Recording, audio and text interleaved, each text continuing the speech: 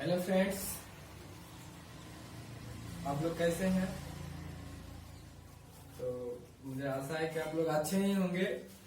तो मैं कल का वीडियो में आप लोग को बताया था जीवों में जन्म, उसमें बताए थे लैंगिक जनन, अलैंगिक जनन, जीवन अवधि के बारे में बताए थे। तो आज मैं बता रहा हूँ अलैंगिक जनन में विधियां। अलैंगिक जनन के विधियां यानी अलैंगिक जनन के विधि कितने हैं। तो मैं बताता हूँ कि अलैंगिक जनन विधि कितने हैं।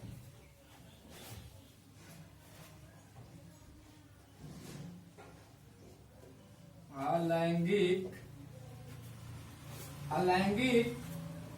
जनन की विधियां।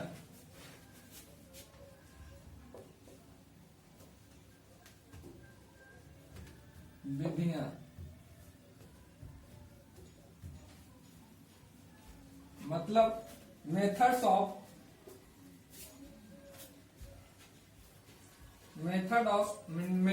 Of asexual reproduction।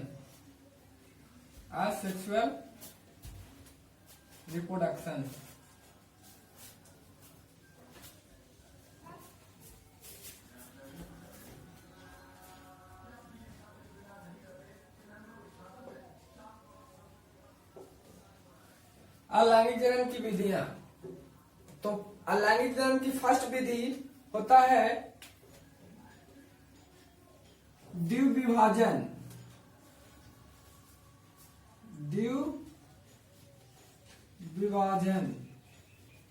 द्विविभाजन यानी कि इसको हम कहते हैं द्विविभाजन। क्या बोलते हैं? द्विविभाजन यानी कि बाइनरी फ्यूजन। हिंदी में इसको क्या बोलते हैं, इंग्लिश में क्या बोलते हैं? Binary fusion. द्विविभाजन क्या बोलते हैं? Binary fusion.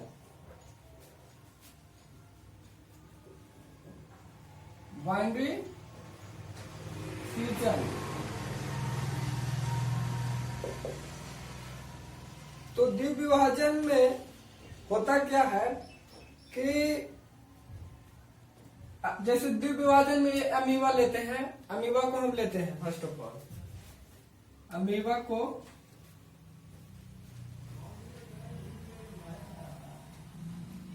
को हम लेते हैं। इसमें डीएनए है। ये डीएनए हुआ।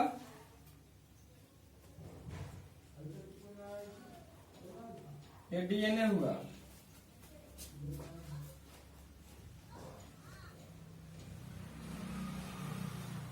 ये हुआ इसका सेल वॉल।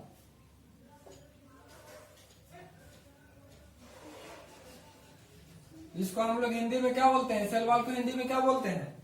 सेल वॉल को हिंदी में हम लोग कोशिका भित्ति बोलते हैं। कोशिका भित्ति।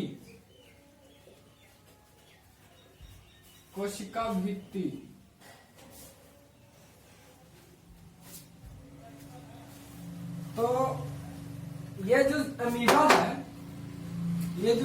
है,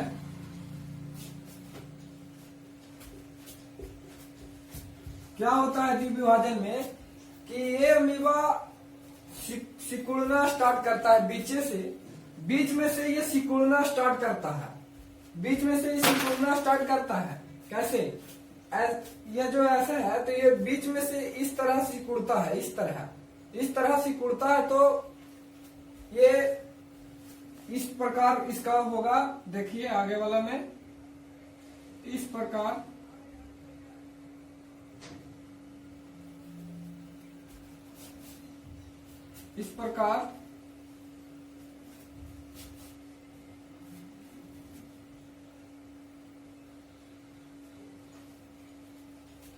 होता है। सिकुड़ता है बीच में तो इस प्रकार होता है। और यहाँ पे डीएनए जो है डबल हो जाता है। विभाजन होकर डबल हो जाता है डीएनए। डबल डीएनए होता है इसमें।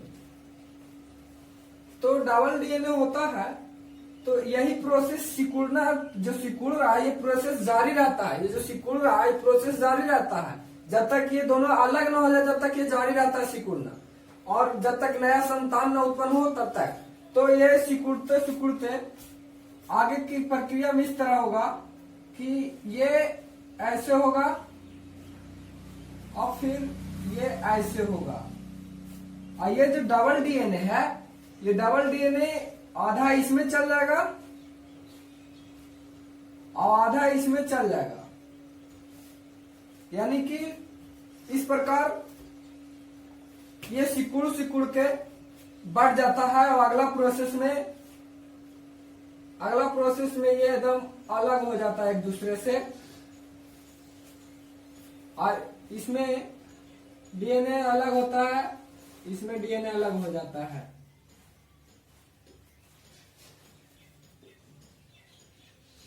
और ये इसका सेल वॉल है।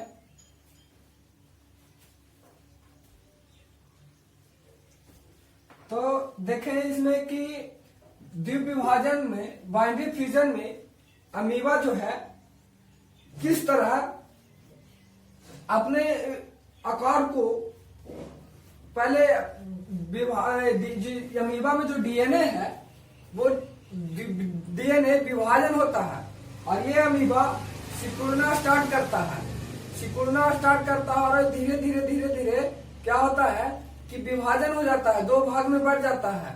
अर्थात एक अमीबा से दो अमीबा बनता है, यानी कि इसमें एक ही जनक भाग ले रहे हैं और एक ही जनक से ही दो अमीबा यानी दो संतान उत्पन्न हुआ, और वो दो संतान बिल्कुल अपने पेरेंट्स की तरह होते हैं। इसीलिए इसको हम क्या कहते हैं, जो सेम जो पेरेंट्स की तरह होते हैं एकदम हूबहू, इसीलिए इसको ऐसे उत्पन्न संतान को हम लोग क्लोन कहते हैं। तो देखें हम लोग यहाँ पे, अब आगे वाला में देखते हैं क्या होता है। तो आप लोग को द्विविभाजन में मतलब किसमें द्विविभाजन होता है, मतलब एक ही जनक लेते हैं भाग। तो फर्स्ट तो अमीबा हो गया, तो एग्जाम्पल में पहला अमीबा हो गया, सेकंड में यूग्लिना हो गया,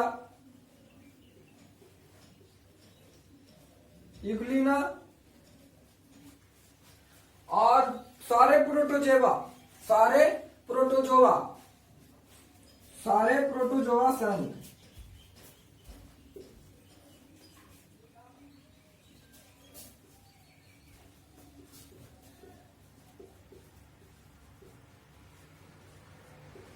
जोआ में, सारे प्रोटोजोआ में और अमीबा यूग्लिना में जितने भी हैं सब में द्विविभाजन होता है, बाइनरी फ्यूजन होता है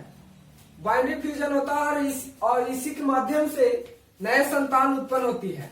तो हम लोग देखें कि बाइनरी फ्यूजन में किस तरह अमीबा जो है सिकुड़ता है, सिकुड़ने के बाद ये धीरे धीरे दो नए अमीबा बनता है, दो नए संतान की उत्पत्ति होती है, और ये प्रोसेस द्विविभाजन में ही होता है। तो हम लोग द्विविभाजन देखें, अब अगला देखते हैं। अगला क्या है, इस सब विधि देखते हैं। पहला मेथड देखें क्या, बाइनरी फ्यूजन, द्विविभाजन। अब सेकंड में क्या है, अलैंगिक जनन की विधि हम लोग पढ़ रहे हैं। तो पहला विधि बताएं बाइनरी फ्यूजन, द्विविभाजन हिंदी में उसको बोलते हैं। लेकिन अब दूसरा क्या है, दूसरा है बीजाणु जनन,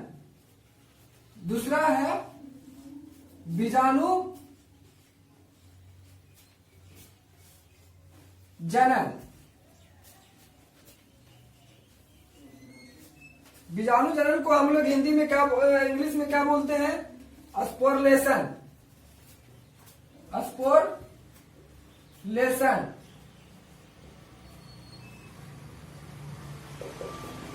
इसमें क्या होता है कि जीव जो है बीजाणु उत्पन्न करता है, और वह बीजाणु अंकुरित होकर के नया संतान बनता है। और नया संतान बनता है, अंकुरित होकर के नया संतान बनाता है।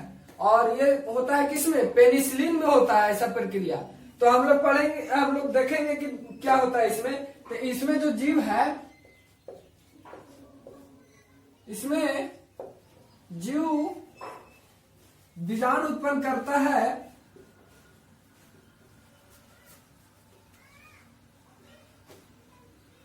उत्पन्न करता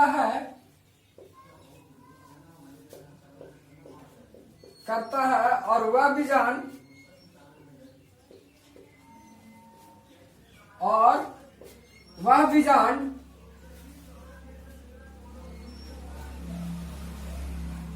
अंकुरित होकर के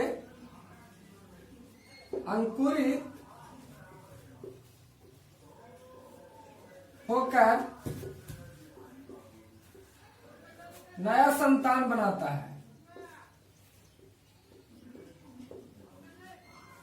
नया संतान बनाता है। तो ये कैसे बनाता है? इसमें कैसे बनता है? इसमें जीव जो बीजाणु उत्पन्न करता है और वह बीजाणु अंकुरित होकर नया संतान बनाता है। तो अंकुरित होता है कैसे? बीजाणु बनता है, तो बीजाणु फिर से कैसे बनता है, अंकुरित कैसे होता है? तो ये बीजाणु जो है, जो उत्पन्न हुआ और वह बीजाणु हवा के माध्यम से कहीं जा करके गिर जाता है और वो फिर से अंकुरित होकर वो एक नया पौधा की तरह तैयार होता है। तो इसीलिए कह रहे हैं कि इसमें जीव जो है बीजाणु उत्पन्न करता है और वह बीजाणु अंकुरित होकर के हवा से जा करके कहीं गिर जाता है, हवा वायु से जा करके, और वो अंकुरित हो जाता है और वो एक नया संतान बन जाता है। तो ये इसमें एग्जांपल देखते हैं। पेनिसिलिन जो है, पेनिसेलियम होता है, पेनिसिलिन ना, पेनिसेलियम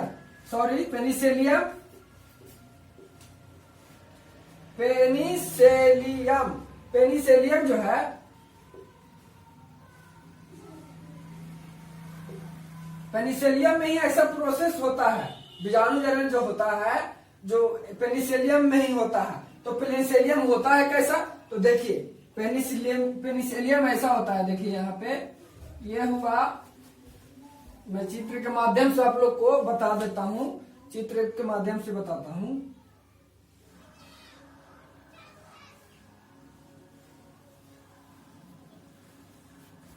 तो पेनिसिलियम का ये चित्र हुआ।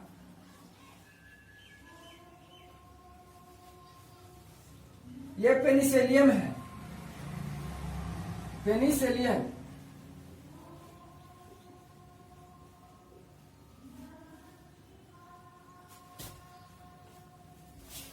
ये पेनिसिलियम क्या होता है?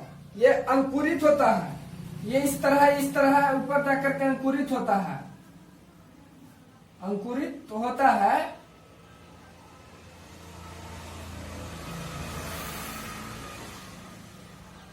अंकुरित होकर दूर जाकर अंकुरित होता है और दूर जाकर इन्हीं जो दूर जाता है और नया संतान बना लेता है, नया संतान के उत्पन्न हो जाता है, बीज बनता है। बीज बनने के बीज जब बनता है, वो बीज ये जो है, ये भी वायु के द्वारा जाकर दूर जाकर वायु के द्वारा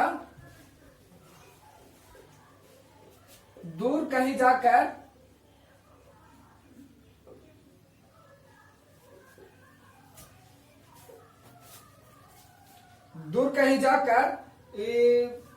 नया संतान बनाता है, नया संतान बनाता है।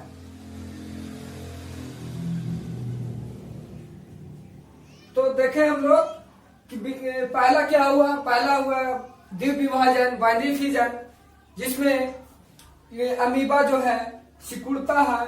सिकुड़ते सिकुड़ते एक समय ऐसा होता है कि वो बीज से एकदम अलग हो जाता है, दो भाग में बढ़ जाता है। वो एक ही जनक भाग लेता है और वो अलग हो जाता है। दोनों मतलब एक ही अमीबा एकदम बीज से सिकुड़ते सिकुड़ते अलग हो जाता है और दो नए संतान की उत्पत्ति होता है उसमें। और इसमें क्या है कि बीजाणु जन्म में क्या है, स्पोर्लेशन में इसमें जीव बीजाणु उत्पन्न करता है और वह बीजाणु अंकुरित होकर नया संतान बनाता है। जैसे पेनिसिलियम का बताएं कि जो पेनिसिलियम है इसमें ऊपर बीजाणु उत्पन्न बीज उत्पन्न होता है और ये वायु के द्वारा कहीं जाकर नया संतान उत्पन्न करता है। वायु के द्वारा कहीं दूर जाता है, वायु से जब वायु चलता है तो ये वहां से गिर जाता है, टूट जाता है और आगे जाकर कहीं दूर जाकर के ये नया संतान बनाता है। तो ये प्रोसेस पेनिसिलियम में ही होता है। तो बीजाणु जन्म में क्या होता है सबसे ज्यादा कि बिना पेनिसिलियम में ही इसका प्रोसेस संपन्न होती है। तो आगे मैं बताता हूँ आगे क्या है। तीसरा प्रोसेस क्या है, तीसरा प्रोसेस है मुकुलन। तो दूसरा भी खत्म हो गया। पहला प्रोसेस था बाइनरी फिजन, दूसरा था स्पोर्लेशन और तीसरा है बॉन्डिंग, जिसको हिंदी में बोलते हैं मुकुलन। तो मुकुलन में क्या होता है कि जनक के शरीर से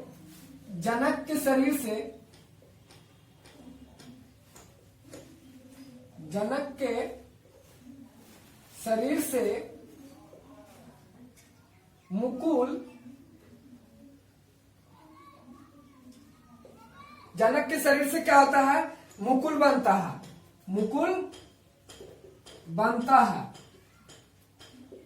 और वह मुकुल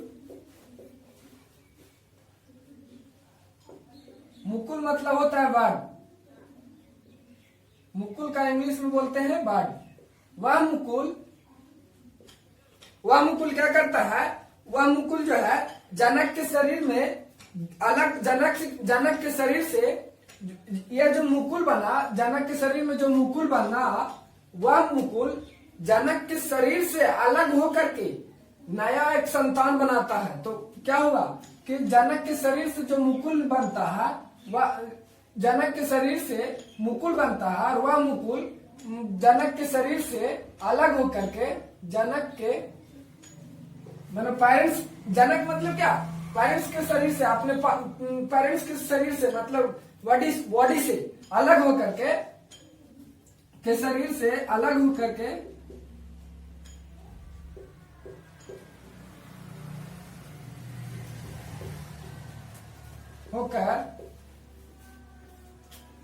नया संतान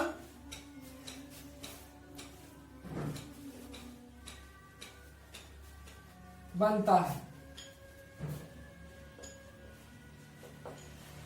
क्या हुआ कि जनक के शरीर से मुकुलन बनता है, जनक के शरीर से मुकुलन बनता है और वह मुकुलन जनक के शरीर से अगला प्रोसेस में, मतलब कि पहले मुकुलन बना जनक के शरीर में और वो अगला प्रोसेस में जनक के शरीर से अलग हुआ और अलग होकर के खुद वो मुकुलन एक जनक बन जाता है, संतान बन जाता है।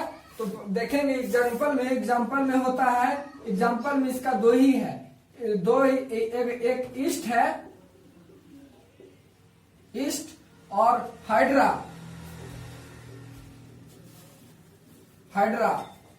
तो देखिए यहाँ हाइड्रा को देखिएगा कि कैसे जनक के शरीर से अलग होता है। तो देखिए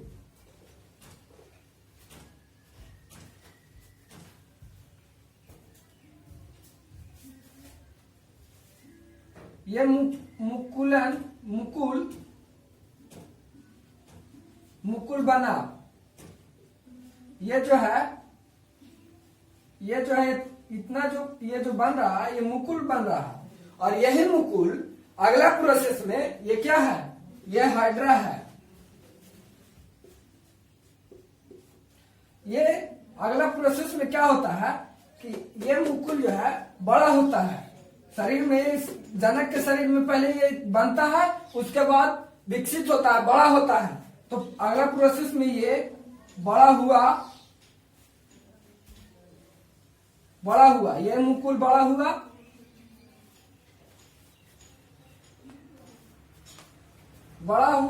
होता है, बड़ा हुआ। और अगला प्रोसेस में क्या होता है, यही मुकुलन अलग हो जाता है शरीर से, जनक के शरीर से अलग हो जाता है। अलग होकर के ये इस तरह होता है, एक नया हाइड्रा खुद बन जाता है, एक नया संतान खुद बन जाता है। ये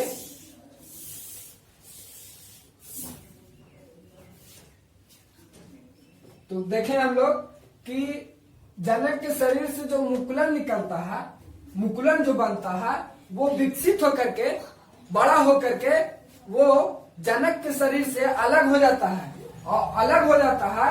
अलग होने के बाद वो खुद बड़ा हाइड्रा बन जाता है, वो खुद जनक बन जाता है, एक संतान बन जाता है नया। तो ये प्रोसेस हम लोग बॉन्डिंग में देखें, मुकुलन में देखें, और मुकुलन में ये दोनों इम्पोर्टेंट है। तो पूछ सकता है कि मुकुलन के लिए दो ऐसा कौन सा सबसे ज्यादा महत्वपूर्ण है जो मुकुलन में सहायक होता है। तो ऑप्शन दे देगा ईस्ट, और भी बहुत सारा उसमें ईस्ट रहेगा और 3 ऑप्शन अलग रहेगा। तो हम लोग ईस्ट को मारेंगे, या हाइड्रा रहेगा और 3 ऑप्शन अलग रहेगा, तो हाइड्रा को हम लोग टच करेंगे। तो यहाँ पे हम लोग देखें मुकुलन में, बॉडिंग में, शरीर में मुकुलन बनता है और विकसित होने के बाद जनक के शरीर से अलग हो जाता है। तो मैं अगला बताता हूँ चौथा क्या है। चौथा इसमें है खंडी भवन। खंडा प्रोसेस भी देखें। अब चौथा प्रोसेस हम लोग देखते हैं। चौथा प्रोसेस में है खंडी भवन। खंडी भवन को हम लोग इंग्लिश में बोलते हैं फ्रैगमेंटेशन। खंडी भवन। तो इसमें खंड टूटता है, खंड में टूटना ही खंडी भवन। खंडी का मतलब ही होता है खंड मतलब ये जो है खंड जो है एक खंड से दूसरे खंड में टूटना, खंडी भवन, विखंडन, इसी प्रकार खंड भी है। तो खंड में टूटना, तो कोई भी जैसे अस्पायरोगायरिया को हम लोग देखें कि अस्पायरोगायरिया को हम लोग देखिए पहले यहाँ पे हम लोग इसको लिए अस्पायरोगायरिया को, और ये इसमें अस्पायरोगायरिया को लिए, और ये जो है टूटा, और टूटने के पश्चात नया जो बना विखंडन हुआ, खंड में बटा और नया जो बना, ये इस प्रकार है। और यही जो है नया संतान उत्पन्न हुआ। तो ये प्रक्रिया जो है ये खंडी भवन में ही होता है। ये प्रक्रिया खंडी भवन में संपन्न होती है, और ये नया संतान उत्पन्न बनता है। तो यही प्रक्रिया के द्वारा, और इसमें अगर पूछेगा कि खंडी भवन के लिए सबसे महत्वपूर्ण क्या है, तो इसमें हम देखेंगे कि सबसे महत्वपूर्ण, देखिए एग्जांपल हम लोग बहुत सारे हम बताए। देखिए अस्पायरोगायरिया बताए हैं, यूलोथ्रिप्स बताए हैं, प्लेनेरिया बताए हैं, अमीबा बताए हैं, हाइड्रा स्पेंज बताए हैं। तो इसमें महत्वपूर्ण यही है। जब भी पूछता है तो इसके बारे में पूछता है, तो इसको हम VBI भी कर सकते हैं। नोट्स में अगर बना रहे होंगे तो अस्पायरोगायरिया को हम लोग VBI कर सकते हैं। वेरी वेरी इंपॉर्टेंट है, क्योंकि यही ज्यादातर पूछता है एग्जाम में। तो हम लोग चौथा प्रोसेस भी देखें, किस प्रकार खंड में टूटा और बटा, और उसके बाद नया संतान उत्पन्न हुआ और ये खंडी भवन संपन्न हुआ। तो अगला मैं बताऊंगा, अगला जो है पुनरुद्ध भवन के बारे में बताएंगे। तो ये नोट्स बनाइए, उसके बाद में पुनरुद्ध भवन के बारे में बताएंगे। तो इसको नोट्स अगर बना रहे होंगे तो बनाइए, और अगर आप लोग लॉकडाउन में बैठे हैं घर पे तो लॉकडाउन का फायदा उठाइए, यूट्यूब खोलिए और हमारा अपना चैनल को सब्सक्राइब कीजिए, कमेंट कीजिए उस पर और पढ़िए। तो मैं आप अगला प्रोसेस में बताता हूँ विधियां। तो देखिए पांचवा विधि क्या है, पुनरुद्ध भवन, जिसको हम इंग्लिश में बोलते हैं रिकमेंटेशन। जीवों, तो इसमें क्या होता है, जीवों के जो कटे हुए भाग रहता है, कटा हुआ भाग वही जो है वही नया संतान बन जाता है। जैसे हम गुलाब के पेड़ को लेते हैं, तो उसमें देखिए आप उसको काट करके आप कहीं पे उसको लगाइए तो वो नया एक पौधा बन जाता है। तो इसमें वही होता है कि जीवों के जो कटे हुए भाग रहता है वही नया संतान बनता है। तो पुनरुद्ध भवन में ही ये प्रक्रिया संपन्न होती है। और ये देखिए प्लेनेरिया किस प्रकार एक काटा बीच में कटता है और अलग होता है, और फिर नया वही बन जाता है। तो देखिए यहाँ पे हम कट किए, इसको ऐसे कट किए तो ये बाहर निकला, ये जो फिर से प्लेनेरिया बन गया, ये नया संतान बन गया। जो यही है कि कटे हुए भाग ही नया संतान बनता है। तो देखिए यहाँ पे हम 4 भाग में काटे, तो यहाँ पे ये प्लेनेरिया बना, नया संतान जो बना, ये प्रक्रिया पुनरुद्ध भवन में ही संपन्न होती है। तो जीवों के कटे हुए भाग ही नया संतान बनता है इसमें। तो ये 5वां प्रोसेस था जो आप लोग को मैं बता दिया हूँ। और जीवों जो अलैंगिक जनन की विधियां हैं वो 5 विधि थी, और मैं 5 विधि आप लोग को बारीकी से बताया। तो अब आप लोग को मैं 3 क्वेश्चन देता हूं, तो आप लोग को बताना होगा कि द्विविभाजन, पहला है क्वेश्चन, द्विविभाजन किसमें होता है, द्विविभाजन किसमें होता है, पहला क्वेश्चन। और दूसरा है कि विभिन्नता किस प्रकार के जनन में पाया जाता है। विभिन्नता, वेरिएशन, जिसको हम इंग्लिश में बोलते हैं वेरिएशन। तो विभिन्नता किस प्रकार के जनन में पाया जाता है, मैं आप लोग को कल वाला वीडियो में आप लोग को बताया था कि विभिन्नता क्या है, विभिन्नता के बारे में समझाए थे। तो विभिन्नता किस प्रकार के जनन में पाया जाता है, विभिन्नता किस प्रकार के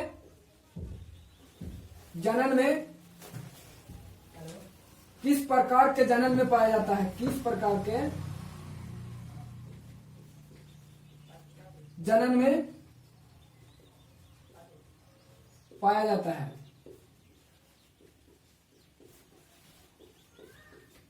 तीसरा क्वेश्चन है कि पुनरुद्भवन की क्षमता सबसे ज्यादा किसमें होती है। पुनरुद्भवन की क्षमता सबसे ज्यादा किसमें होती है। पुनरुद्भवन की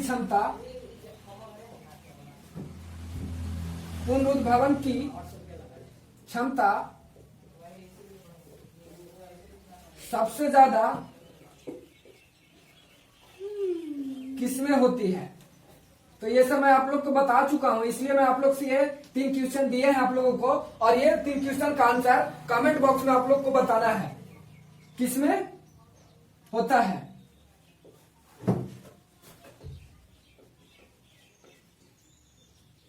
तो ये 3 क्वेश्चन का आंसर आप लोग को बताना है। और मैं लैंगिक जनन की विधियां, अब ये जो 5 विधि था मैं आप लोग को बता दिया, और इसमें अब पढ़ना है तो अगला वाला वीडियो में आप लोग को बताऊंगा। और आप लोग YouTube से लाभ उठाइए, अगर घर पे बैठे हुए हैं तो आप लोग पढ़िए, YouTube खोल करके आप लोग कुछ ना कुछ पढ़ते रहिए। लॉकडाउन ऐसा नहीं है कि लॉकडाउन हम लोग के लिए पढ़ने के लिए रोक दिया गया है, YouTube से आप पढ़ सकते हैं। तो मैं आशा करता हूँ कि आप लोग मेरे वीडियो को देख रहे होंगे और पढ़ रहे होंगे। तो थैंक्स।